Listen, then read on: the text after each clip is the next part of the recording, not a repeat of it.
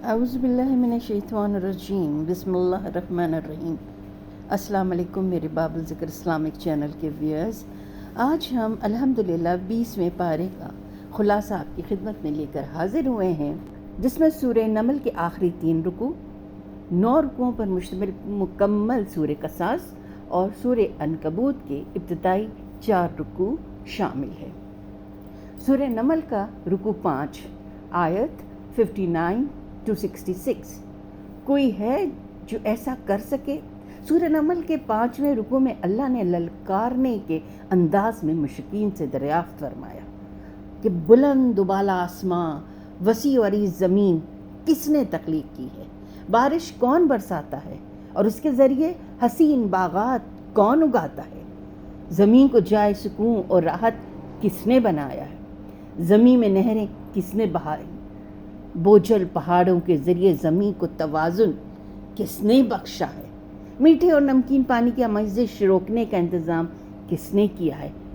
کون ہے جو دکھ درد کے ماروں کی فریادیں سنتا اور ان کی مشکلات آسان کرتا ہے؟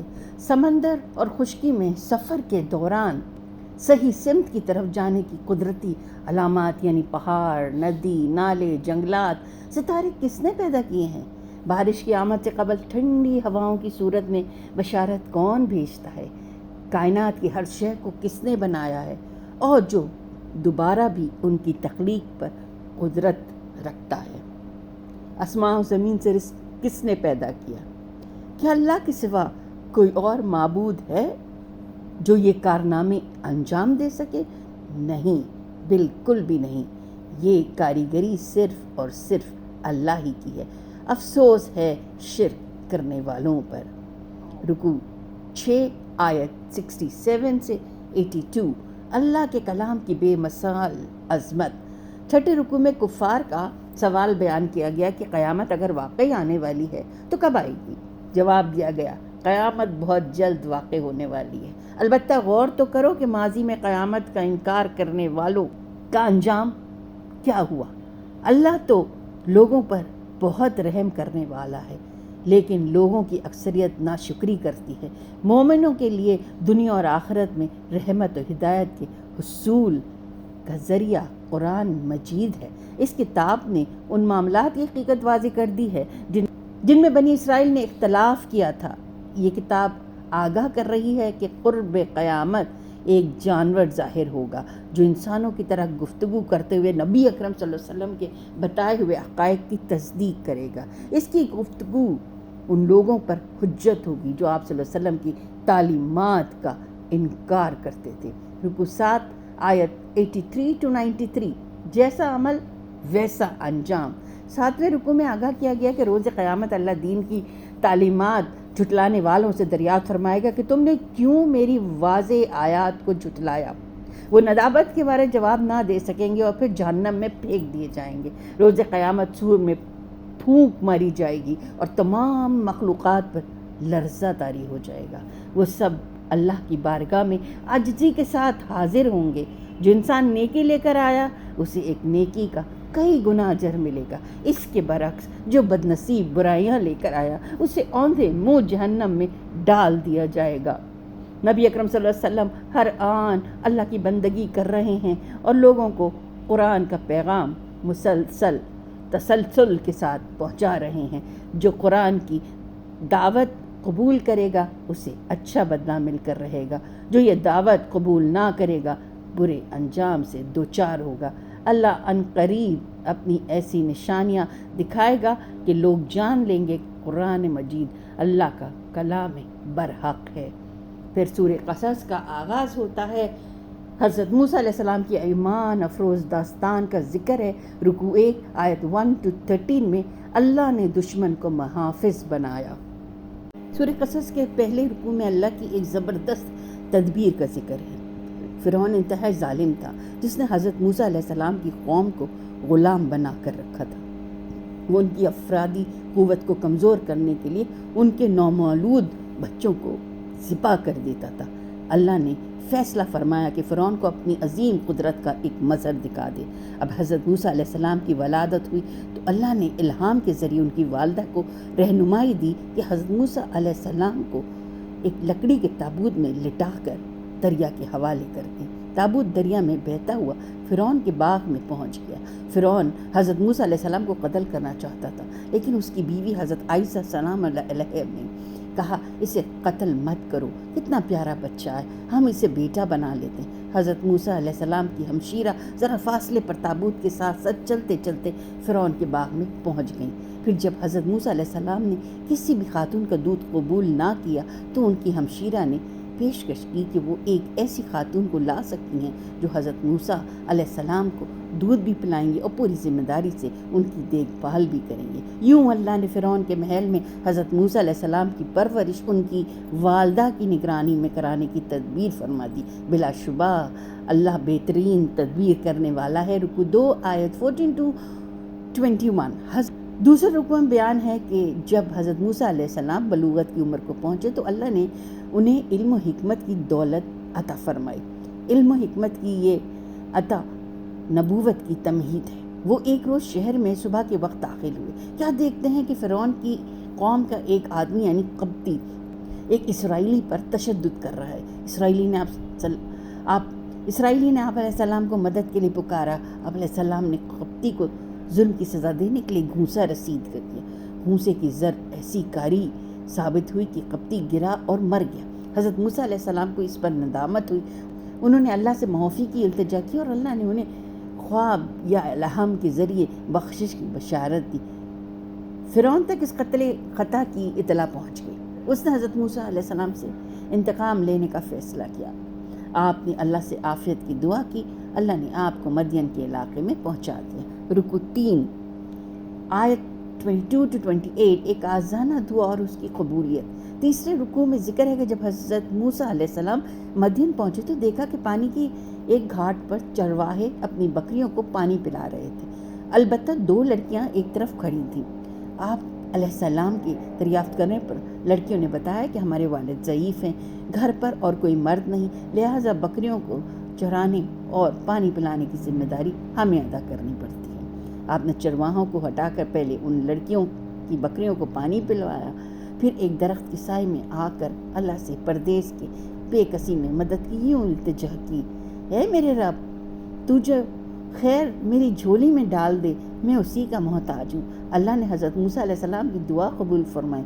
جن لڑکیوں کے ساتھ انہوں نے حسن سلوک کیا تھا ان میں سے ایک لڑکی حضرت موسیٰ علیہ السلام کے پاس شرم و حیا سے چلتی ہوئی آئی اور بولی، گویا قرآن کریم خواتین کی شرم و حیا کی صفت کو خوب نمایاں کر کے بیان کر رہا ہے۔ اس لڑکی نے کہا، ہمارے والد شیخ مدین آپ کو بلا رہے ہیں۔ آپ نے اپنی پوری داستان شیخ مدین کو سنائی۔ شیخ مدین نے آپ کو اطمینان دلایا کہ آپ یہاں پر محفوظ ہیں۔ پھر پیشکش کی کہ اگر آپ 8 یا 10 سال تک ان کی بکریوں کی دیکھ بھال پر راضی ہوں تو وہ آپ کو نہ صرف رہائش دیں گے بلکہ ایک بچی کا نکاح بھی آپ سے کرا دیں گے۔ حضرت موسیٰ علیہ السلام نے پیشکش قبول کر لی۔ رکوع 5 آیت 29 to 42۔ حضرت موسیٰ علیہ السلام پر ظہور نبوت۔ چوتھے رکوع میں ذکر ہے کہ حضرت موسیٰ شیخ مدین کے ساتھ خدمات کی طے شدہ مدت پوری کرنے کے بعد اپنے اہل خانہ کے ساتھ مصر روانہ ہوئے۔ دوران سفر اللہ نے انہیں نبوت سے سرفراز فرمایا اور 2 معجزات عطا فرمائے۔ ان کا عصا زمین پر ڈالتے ہی ایک سانپ کی صورت اختیار کر لیتا، اسی طرح ان کا ہاتھ گریباں میں ڈال کر نکالنے کی صورت میں چمکتا ہوا برآمد ہوتا۔ اب انہیں حکم دیا گیا کہ وہ ان معجزات کے ساتھ آل فرعون کی طرف جائیں، انہیں توحید پر ایمان لانے کی دعوت دیں۔ حضرت موسیٰ علیہ السلام نے اللہ سے بڑے بھائی حضرت ہارون علیہ السلام کو بھی رسالت کے منصب پر فائز کرنے کی درخواست کی۔ اللہ نے اس درخواست کو شرف قبولیت عطا فرمایا۔ جب حضرت موسیٰ نے آل فرعون کو حق کی دعوت دی اور معجزات دکھائے تو انہوں نے حق کو جھٹلایا اور معجزات کو جادو قرار دیا۔ اللہ نے آل فرعون کو حق دشمنی کی سزا دی اور سمندر میں غرق کر دیا۔ رہتی دنیا تک لان تان ان کے مقدر میں کر دی، پھر آخرت میں بھی وہ بری طرح ذلیل کیے جائیں گے۔ رکوع 5 آیت 43 to 50۔ گزشتہ واقعات کا بیان، رسالت نبوی صلی اللہ علیہ وسلم کا ثبوت۔ 5ویں رکوع میں یہ حقیقت بیان ہوئی ہے کہ گزشتہ واقعات کا بیان اس بات کی دلیل ہے کہ نبی اکرم صلی اللہ علیہ وسلم اللہ کے سچے رسول ہیں۔ آپ صلی اللہ علیہ وسلم مصر، مدین یا کوہ طور کے پاس موجود نہ تھے کہ وہاں ظہور پذیر ہونے والے واقعات کی تفصیل بتائیں۔ اللہ نے آپ صلی اللہ علیہ وسلم کو وحی کے ذریعے ماضی کے واقعات بتائے تاکہ آپ صلی اللہ علیہ وسلم لوگوں کو تاریخ کے اصل حقائق سے آگاہ کریں اور انہیں عقائد و اعمال کی اصلاح کی طرف توجہ کریں۔ آپ صلی اللہ علیہ وسلم کہ آنے سے پہلے اگر مشرکین مکہ پر کوئی عذاب آ جاتا تو وہ کہتے اے اللہ تو نے ہماری طرف رسول کیوں نہیں بھیجا؟ اگر تو رسول بھیج دیتا تو ہم بھی ایمان لے آتے اور یوں برباد نہ ہوتے۔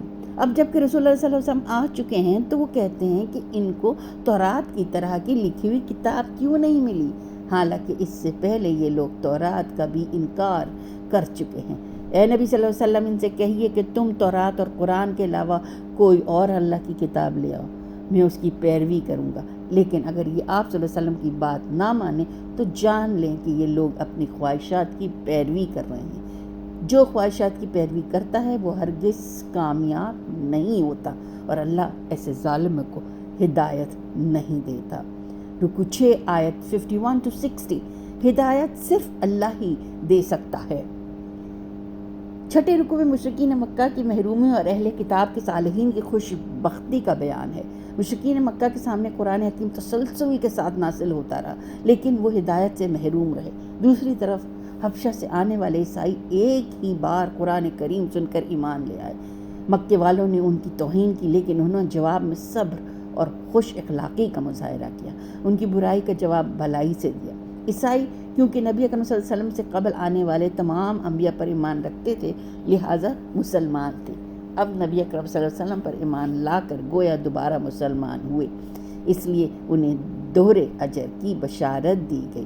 نبی اکرم صلی اللہ علیہ وسلم کو انتہائی دکھ تھا کہ حبشہ سے آ کر لوگ ایمان لے آئے لیکن مکے والے اس نعمت سے محروم رہے۔ خاص طور پر ابو طالب کے ایمان نہ لانے پر آپ صلی اللہ علیہ وسلم کو شدید صدمہ تھا۔ اللہ نے تسلی دی کہ آپ صلی اللہ علیہ وسلم کی ذمہ داری حق پہنچانا ہے اور یہ فریضہ آپ صلی اللہ علیہ وسلم بحسن خوبی ادا فرما رہے ہیں۔ کسی کو ہدایت دینا صرف اللہ ہی کے اختیار میں ہے۔ مشرکین مکہ دہائی دیتے تھے کہ اگر ہم نے بت پرستی کی نفی کر دی تو ہم برباد ہو جائیں گے۔ وہ سوچتے تھے کہ خانہ کعبہ میں جو کئی قبیلوں کے بت رکھے ہوئے ہیں وہ قبیلے ان بتوں کے لیے سارا سال آ کر نذرانہ پیش کرتے ہیں جو ہم وصول کرتے ہیں۔ وہ ہمیں اپنا مذہبی امام مان کر ہماری تجارتی قافلوں کی حفاظت کرتے ہیں۔ بت پرستی کی نفی سے ہماری معیشت تباہ ہو جائے گی۔ جواب دیا گیا جمع ہوئے کاروبار اور مضبوط معیشت تباہی سے نہیں بچا سکتی۔ گزشتہ قوموں کی تباہی کی داستانیں عبرتناک مثالیں ہیں۔ پھر دنیا کا مال و اسباب وقتی اور گھٹیا ہے، آخرت کی نعمتیں دائمی اور اعلیٰ ہیں۔ وہ لوگ واقعی احمق ہیں جو دنیا میں اپنی معیشت کی خوشحالی کو حق کا ساتھ دینے پر ترجیح دیتے ہیں۔ رکوع 7 آیت 61 to 75۔ روز قیامت مشرکین کی بے بسی اور ذلت کا ذکر آیا ہے کہ ایسے لوگ گھاٹے کا سودا کرتے ہیں جو عارضی دنیا میں تو عیش کر لیں لیکن آخرت کی ہمیشہ ہمیش کی زندگی میں قیدی بن کر جہنم کی دہکتی ہوئی آگ کا مزہ چکھتے رہیں۔ روز قیامت اللہ مشرکین سے پوچھے گا کہاں ہیں تمہارے وہ خود ساختہ معبود جنہیں تم بڑا بااختیار سمجھتے تھے؟ معبود دانے باطل یعنی دنیا دار مذہبی اور سیاسی پیشوا کہیں گے ہم خود گمراہ تھے اور ہم نے ان کو بھی گمراہ کیا۔ مشرکین سے کہا جائے گا پکارو اپنے معبودوں کو، وہ پکاریں گے لیکن پکار کا کوئی جواب نہ آئے گا۔ خیر اسی میں ہے کہ ہر قسم کے شرک سے سچی توبہ کر لی جائے، اللہ ہی کو معبود مانا جائے جو کل اختیار رکھتا ہے۔ اگر وہ بندوں پر ہمیشہ کے لیے رات طاری کر دے تو کوئی ہے جو دن کا اجالا لا سکے؟ اگر وہ ہمیشہ کے لیے دن طاری کر دے تو کوئی ہے جو سکون دینے والی رات لا سکے؟ نہیں، بالکل بھی نہیں۔ روز قیامت ہر امت کے رسول اللہ کی طرف سے اس امت پر گواہ بن کر آئیں گے۔ وہ گواہی دیں گے کہ انہوں نے امت تک توحید کی دعوت پہنچانے کا حق ادا کر دیا تھا۔ اب مشرکین کے پاس اپنے شرک کا کوئی جواز نہ ہوگا۔ بے بسی اور لاچارگی کے اس عالم میں کوئی خود ساختہ معبود ان کے کام نہ آئے گا۔ رکوع 8 آیت 76 to 82۔ قارون کا عبرتناک واقعہ۔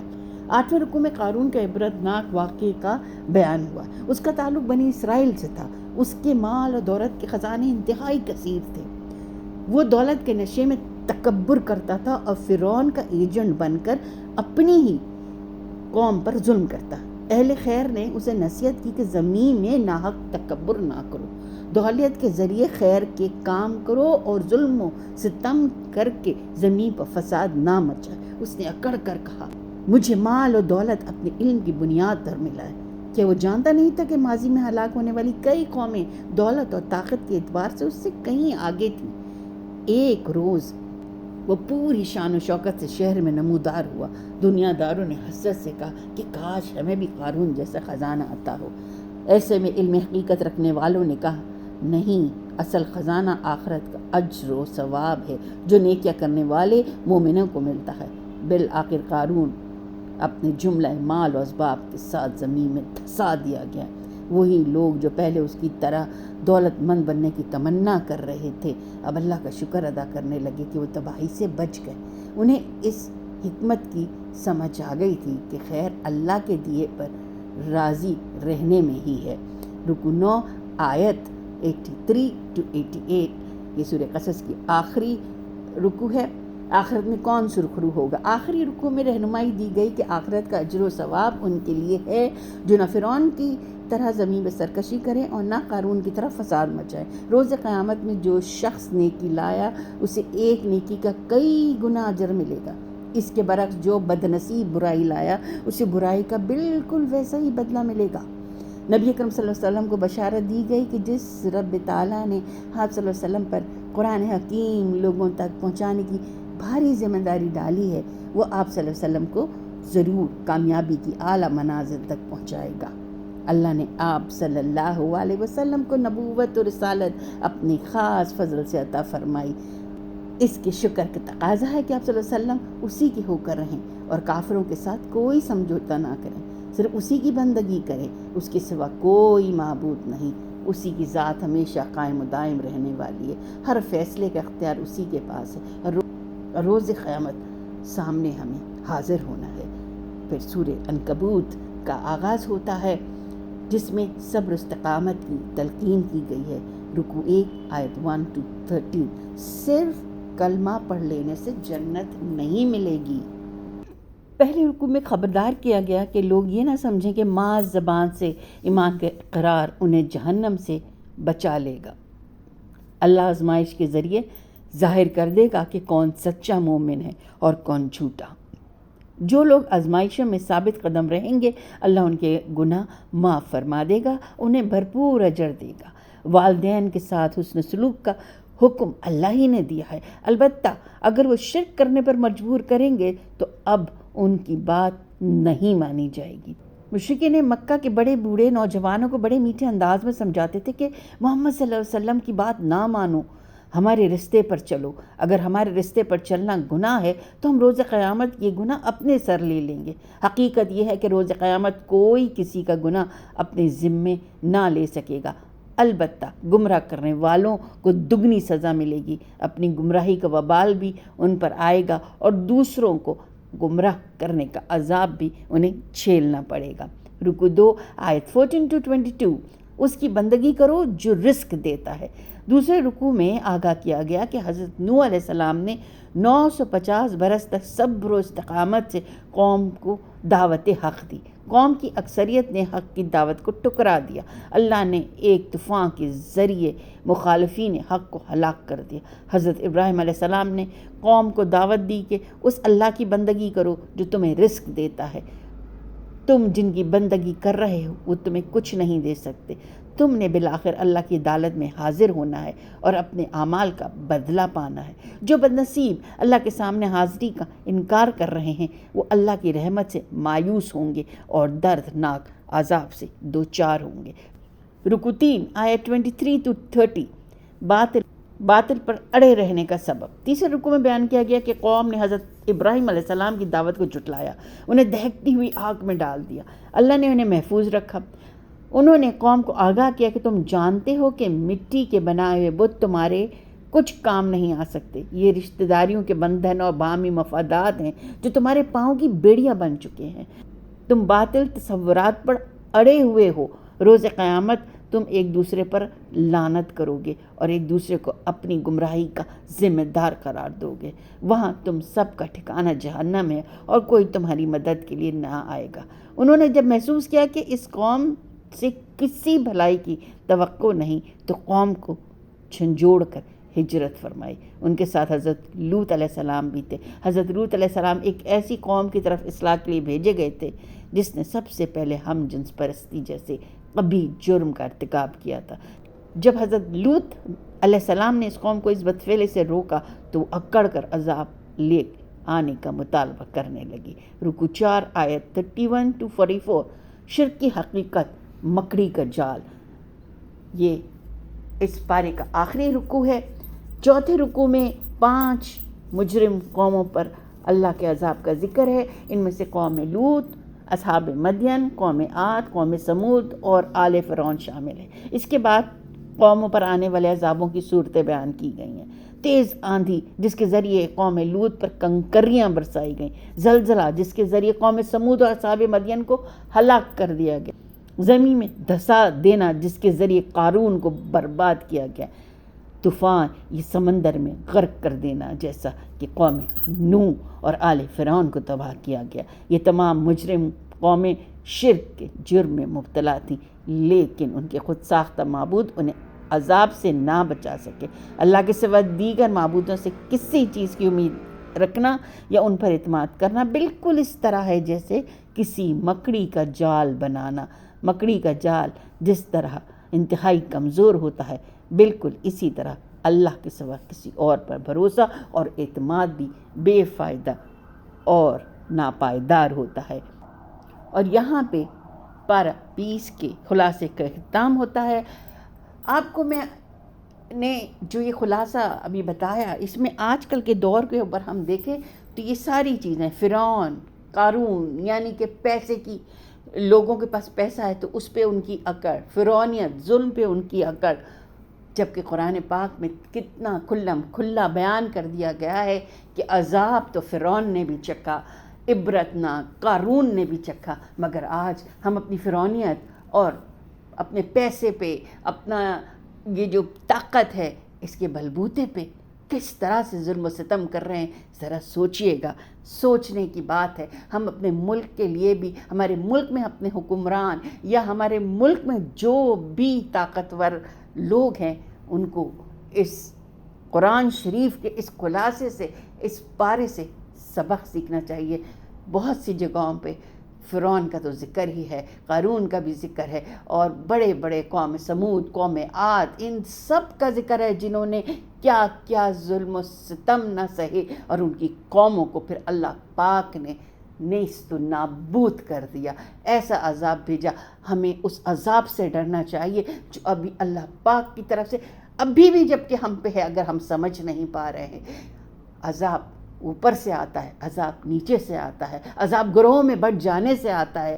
پروردگار ہمیں اپنے اس عذاب سے محفوظ فرما اور ہمیں سیدھے رستے پہ چلنے کی توفیق عطا فرما۔ آمین ثم آمین۔ انشاءاللہ اگلی ویڈیو میں 21ویں پارے کا خلاصہ لے کر آپ کی خدمت میں حاضر ہوں گے، جس میں سورہ عنکبوت کی آخری 3 رکوع، 6 رکوع پہ مشتمل سورہ روم مکمل، 4 رکوع کے ساتھ سورہ لقمان وہ بھی مکمل شامل ہے، سورہ سجدہ مکمل 3 رکوع کے ساتھ، اور سورہ احزاب کی پہلے 3 رکوع شامل ہیں۔ اگلی ویڈیو تک کے لیے دیجیے مجھے اجازت۔ اللہ حافظ۔ پاکستان زندہ باد۔